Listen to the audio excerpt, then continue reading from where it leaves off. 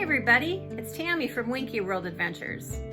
Are any of you planning to take your first cruise soon? It's a really exciting time because your first cruise is something that you'll never forget. There's a lot to think about and a lot to remember. So today we're going to be talking about some tips for first-time cruisers, maybe some things that you hadn't thought of before that you'll want to think through before you go.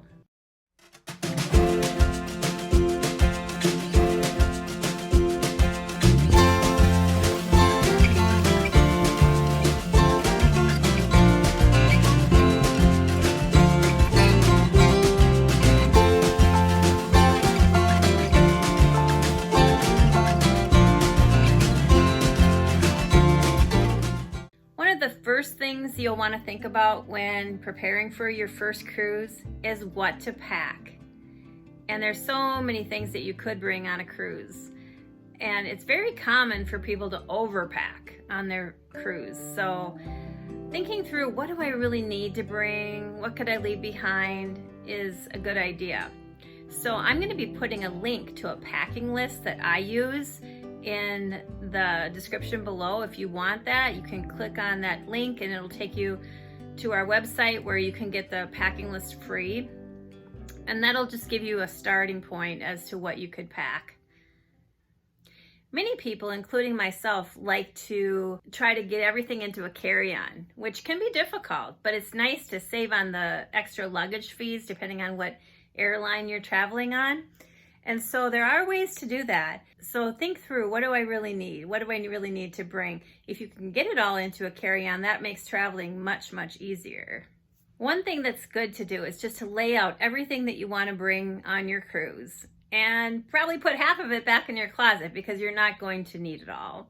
Really, you don't need very many formal clothes on a cruise anymore. Depending on how long your cruise is, on Carnival, for instance, if you're going on a 3-4 night cruise, you're only going to have one formal night.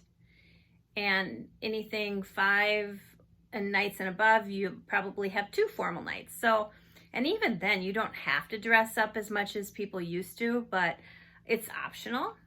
So you might want to bring a couple nice outfits, a couple dresses, or some dress pants, that kind of thing.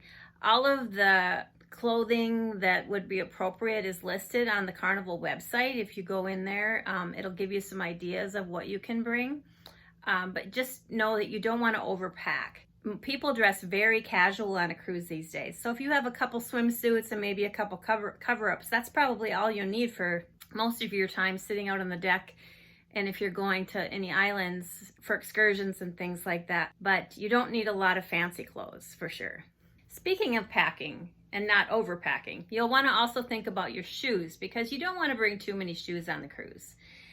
Think comfort when it comes to footwear. You'll probably want a pair of shoes for casual because you'll be doing a lot of walking, something comfortable.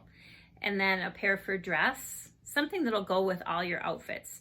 And when you're thinking of outfits, try to pack so things mix and match.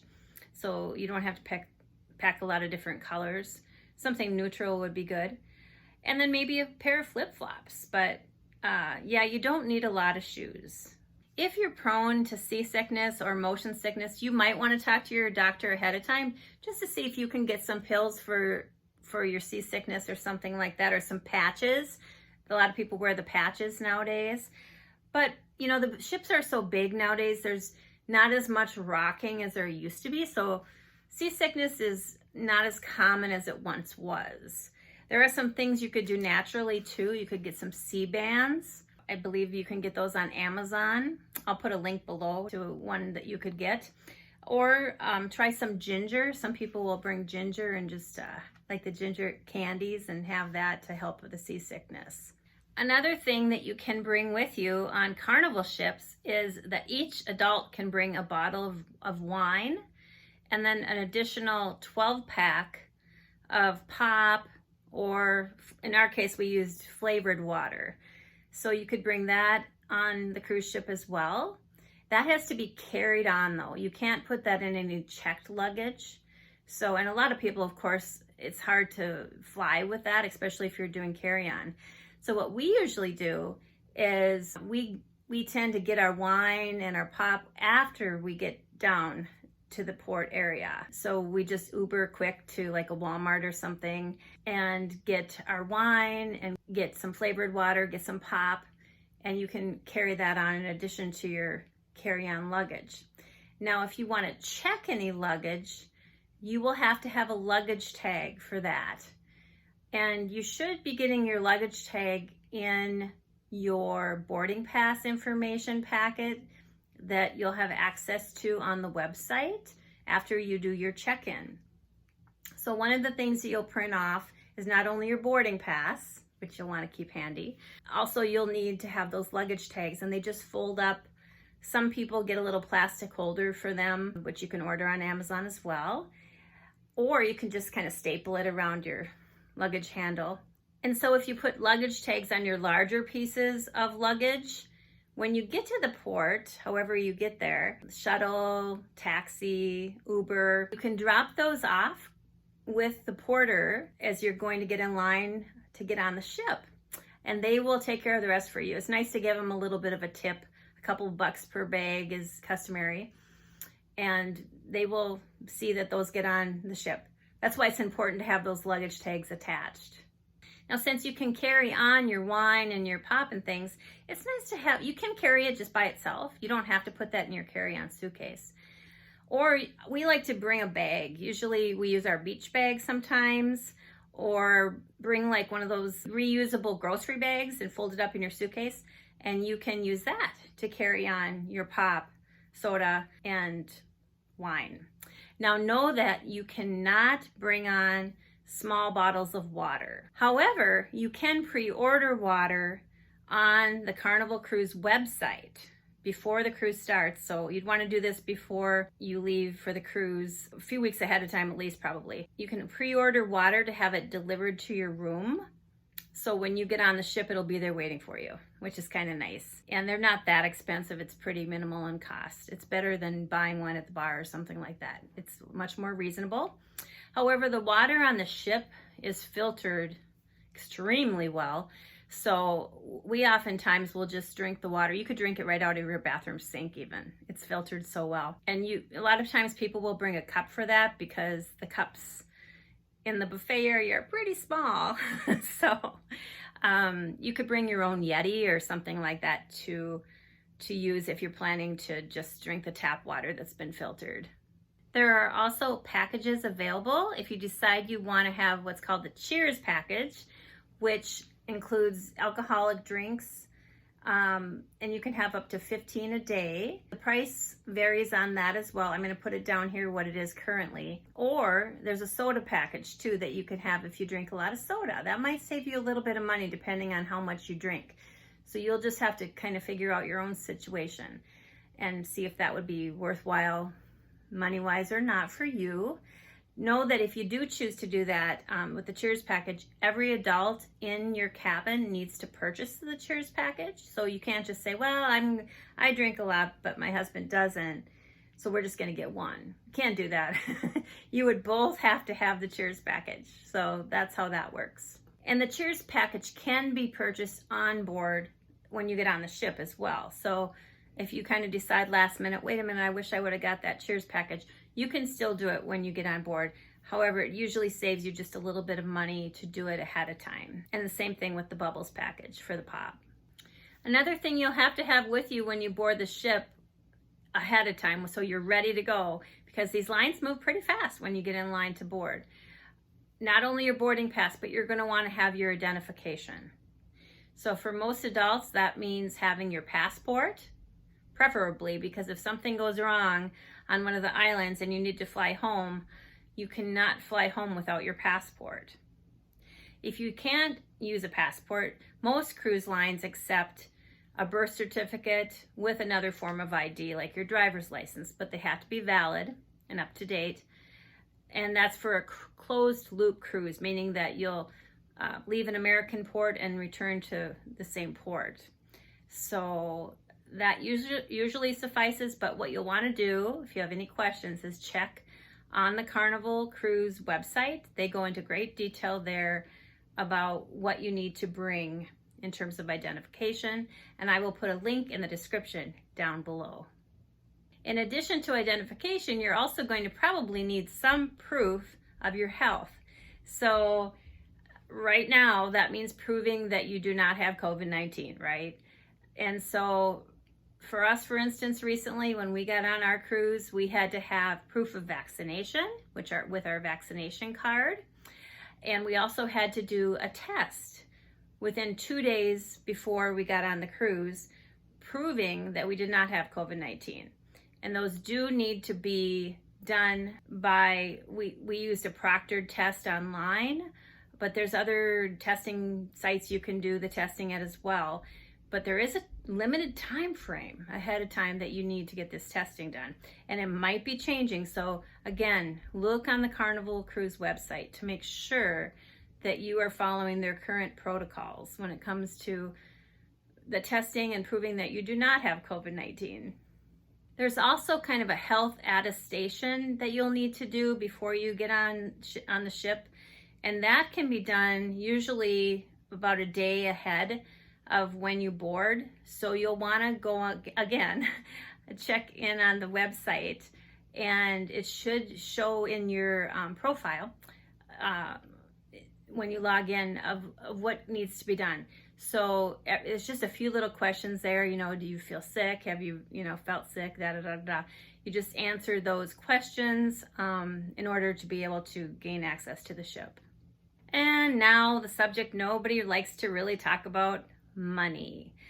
Yes, you do need money on the cruise ship, but what form of money? Well, you need to prove ahead of time a way that you're going to be able to charge things to your room, because you will get, after you get checked in, it should be waiting for you by your cabin after you check in the little mailbox right outside your cabin, your sign and sail card, which you will use around the ship as a form of money, basically. It's also your room key too, and identification. So that usually is linked to a credit card.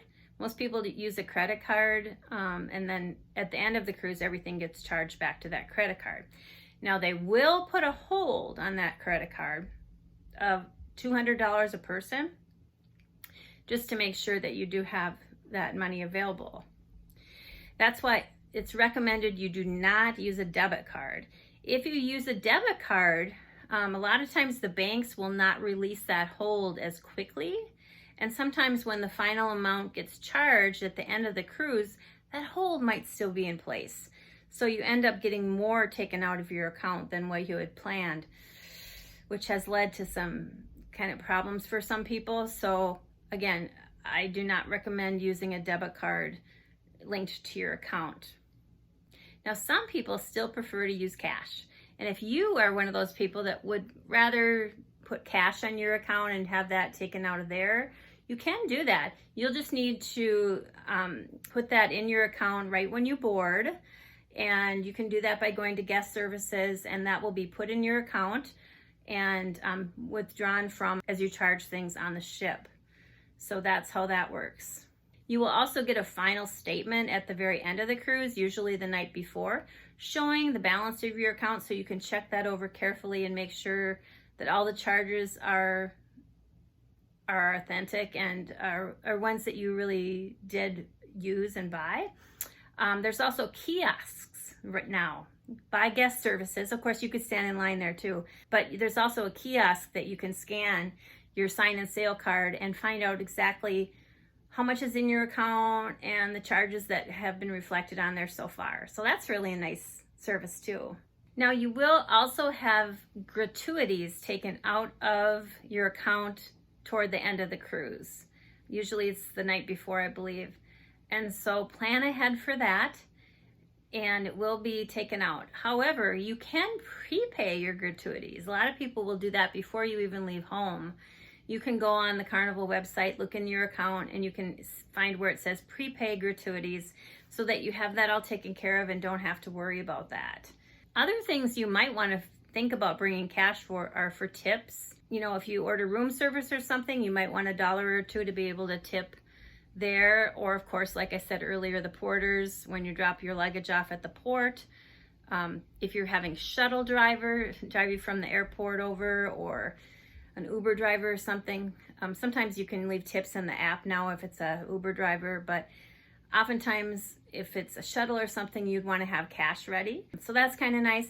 Also in the casino, you can still use cash in the machines if you want to do that. However, now you can use your sign and sale card in there as well, and then it gets just charged to your room. So that's an option as well. Now your sign and sale card, like I was saying, is your room key. You know, it's how your form of payment when you're on there. It's nice to have something to carry it on in. So getting some kind of lanyard to carry that in is very helpful. You can buy those on the ship in the gift shop, or usually right when you get on there, they'll have a display set up in the atrium, kind of at the bottom of the atrium there, where you can also purchase some. Just something to carry that in as you're walking around the ship. Okay, food. When it comes to food, you have a lot of choices on a Carnival cruise, obviously. Now, before you leave home, you should go on and make sure in your profile, under where your cruise is on the website there, when you've logged in, that you've picked a dining time. Now, there's 3 options when it comes to picking a dining time if you want to eat in one of the main dining rooms. You can either do the early seating, and so usually, depending on the cruise ship, it's around 5:30, 5:45 till around 8 o'clock, I think. I'll put the times below here. And you have to be there pretty much right on time, because they like to seat everybody and get started with the hors d'oeuvres right away and things like that. Or you could do the late seating if you want to kind of hang out on deck a little longer, and maybe you don't really care so much about seeing the shows early in the evening. You could do the late seating of dining. Or there's something now called anytime dining. Now, know that the first 2 choices, early and late, you're seated with the same people every night.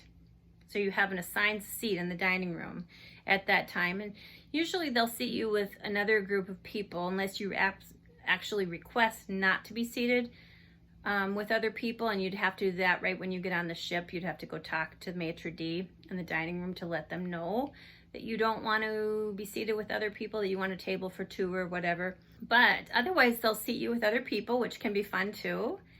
And you have the same people every night. You have the same waiter every night. So that can be kind of fun. But if you do the anytime dining, you will have a different table every night, probably a different waiter, unless you request to have the same waiter. You could probably try to do that if you really like your waiter or waitress. And that's an option. But with anytime dining, it's done a little differently. You don't show up at a certain time. You kind of pick your time, basically. So your time can be any time between, I think it's like 5:45 to 8:30, something like that. I'm going to put the time below because I'm forgetting right now. But you can go in their app, and there's an app that you can download before you get on the cruise that is wonderful. It's got all the menus in there. It's got all the activities going on the cruise ship. And when you're ready to make a reservation for, depending on what ship you're on, any of the anytime dining in the main dining rooms, you can do that. And they'll tell you how long the wait is going to be and when to come, so it's kind of nice. You can also make reservations for the steakhouse or any other specialty dining on your ship. So that's really nice. Now the app is called the Carnival Hub app. So you would download that and put your information in there. And when you get on the ship, you'll just have to go on the ship's Wi-Fi and put your phone on airplane mode. So you're not paying for that portion of using the Wi-Fi. You don't have to pay for that, it's free. If you choose to have the chatting feature or actual internet on your phone, of course, that would be separate. You'd have to pay for that with the various plans they have available. And usually you'll see a little pop-up on your phone about the options there. Yeah, with the Hub app, that's free.